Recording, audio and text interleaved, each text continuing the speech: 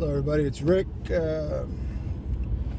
driving in my car, or traveling in my car, for all these people about you're not driving, you're traveling, because driving is a commercial term, and therefore if you're not driving commercially, you're traveling, which is true. But you know what? Get a driver's license and drive, and don't go looking for problems. There's plenty of problems out in our world, as we know ourselves, just by having offspring and not getting along with our ex or whatever, and we got the government in our back pocket. I was communicating with somebody, through the comments section, and apparently he got himself arrested because he wouldn't roll his window down, and he broke his window. Dude, my whole thing is this: I can drive. I have a police ID because I'm retired, and usually I get pulled over, and worst case scenario, I might get some words with the guy if he's an idiot, but most of the time I drive away. But you know what I'm a firm believer in? I'm a firm believer in ducking. So if somebody throws a punch at you, you duck, okay? That's how you stay out of trouble. So like a lot of my videos, I'm trying to give you information on how to fight these criminals, but it's also information to teach you how to stay out of harm's way. So anybody that's watching my videos, some guy reached out to me yesterday and thanked me through the comment section that he had a scheduled appearance today, and he was going to bring his pay stubs and stuff like that to the family fraud court, and I'm happy about that. I'm glad. Another guy I gave information to, and this is good information, and of course if you saw my videos, I didn't do it. A lot of my videos, because I made these mistakes, and I figured out how to not make these mistakes anymore. When you go there, I noticed this that with my own self, is that as soon as you walk in there, they're like, raise your right hand, like that. And I know why now, because they want you sworn in, and once you're sworn in, that means you're gonna testify. Why else would you be sworn in? You don't swear in unless you're going to testify. So, what anybody that is fighting these criminals, what I told this guy to do was, don't raise your right hand. Don't be sworn in. And you just make this simple statement. I don't plan on giving any testimony against myself. Under the Constitution, under the Fifth Amendment, I cannot give testimony against myself. I am only here to view and witness the evidence introduced against me, or view and listen to witness testimony. And if I disagree, I'm going to object, and also I can object. You can object on paper by filing a written objection because you were there. So by you being there and witnessing it, you can give testimony that you witnessed this. That's a scam. That's how they get you. So when you go there, a guy I befriended, I exchanged some emails with, who's subscribed to my channel, he just had success in child support because the mother of his children realized that the state was using their kids as like collateral so they can make money, and she made an agreement to not receive through child support services anymore. And also what he did was he refused to be sworn in. And then he got, from what I understand, I read his email, he got pushed to a judge. So, what you're doing is you're throwing a crimp in their thing.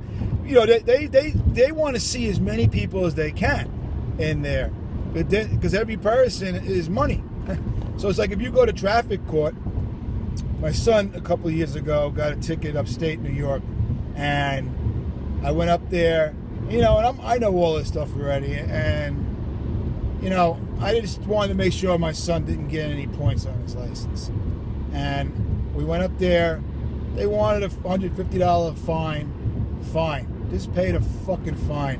Sometimes you're better off, you know, just to avoid problems. But I was sitting in there and watching, and it was like 30 guys in there, you know, men and women.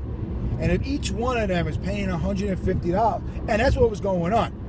The judge was making deals with everybody. So everybody that was paying, they weren't getting any points on their license. So what the judge was doing was saying, okay, listen, you just pay $150 and there'll be no points on your license, and have a nice day. So, you know, they were banging people out like crazy, including me.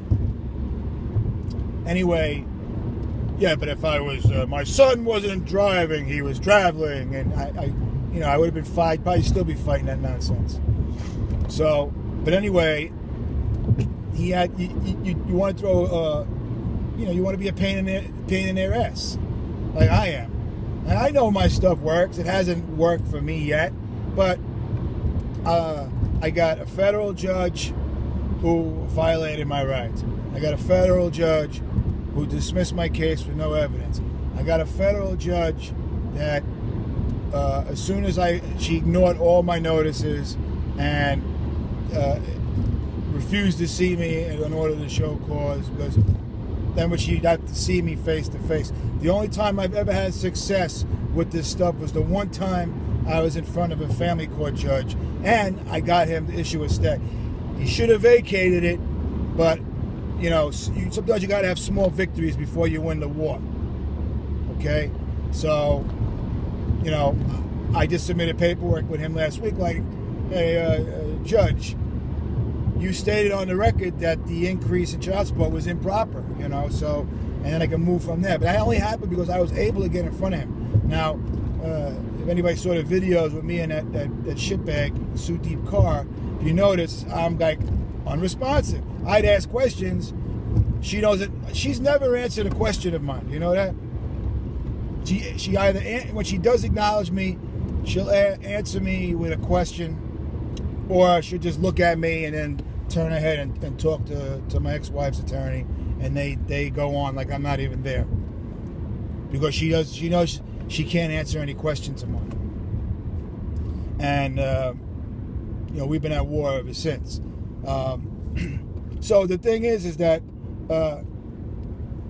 you got to learn to throw a crimp in their whole operations. So yesterday I made the video about interrogatories. That's what this is right here. I'm driving to my friend's house. I need to get him to swear that by affidavit of service that he's mailing certified mail interrogatories to my ex-wife and her attorney. And what I'm doing is, see, when you're greedy, sometimes it comes back to bite you in your ass. And my ex-wife is very greedy. It was in my video when I was telling you a story about her. I went off one of my tangents when I go to my soapbox. But anyway, see, my ex-wife's a liar, and what's the best place to go if you're a liar? Family court. Because if you're a woman and you have a vagina and you're able to spit out a child and you have those children in your custody, family court loves you, because you can go in there and lie. And my ex-wife is the biggest liar going. She'll lie about anything. She's a schemer. You know, they'll try and get over on the system. As you know, they're like gypsies. Well, actually, I don't want to insult gypsies, but anyway, yeah, my son is over the age of 21. Now, here's another thing. You're not supposed to be paying child support unless your children are collecting public assistance. Now, in New York State, it's under SSL, Social Service Law 111 111-G. Any of my friends in New York listening to my videos and watching my videos, go look up SSL 111-G. It states in plain English that the child must be receiving public assistance, okay, or the parent. Well, my ex-wife's not receiving either of those things, and on the date that she asked for payment through SCU, well, actually, it was the support magistrate who asked, that piece of shit, because that was our goal the whole time. They saw they want to get as many men as they can who have jobs, and you know, the guys with the state jobs, city jobs, county jobs, all that stuff. Those, you know, they can get the payrolls to submit to their fake court withholding orders, and that's how they get their money. Anyway, my ex-wife's never received public assistance ever, and she worked. So what I'm doing is I'm by my interrogatory, I'm demanding proof that she was receiving public assistance on that day in June of 2012. Now, if she can't provide that, now I got evidence that she committed a fraud, because she couldn't leave well enough alone, because you know she thinks I owe her $22,000, and my son's over 21. Here's another thing, guys. Now, they're trying to force me to pay child support for somebody that's 21 years old, but meanwhile, public assistance ends at 18 years old. So if you have any children over the age of 18 and obviously they can't be receiving public assistance, so therefore you should be paying child support, even if they're in college. You understand? So, you know, these interrogatories are a nice tool. Hopefully they work for me. You know, and I'm serving it on her attorney.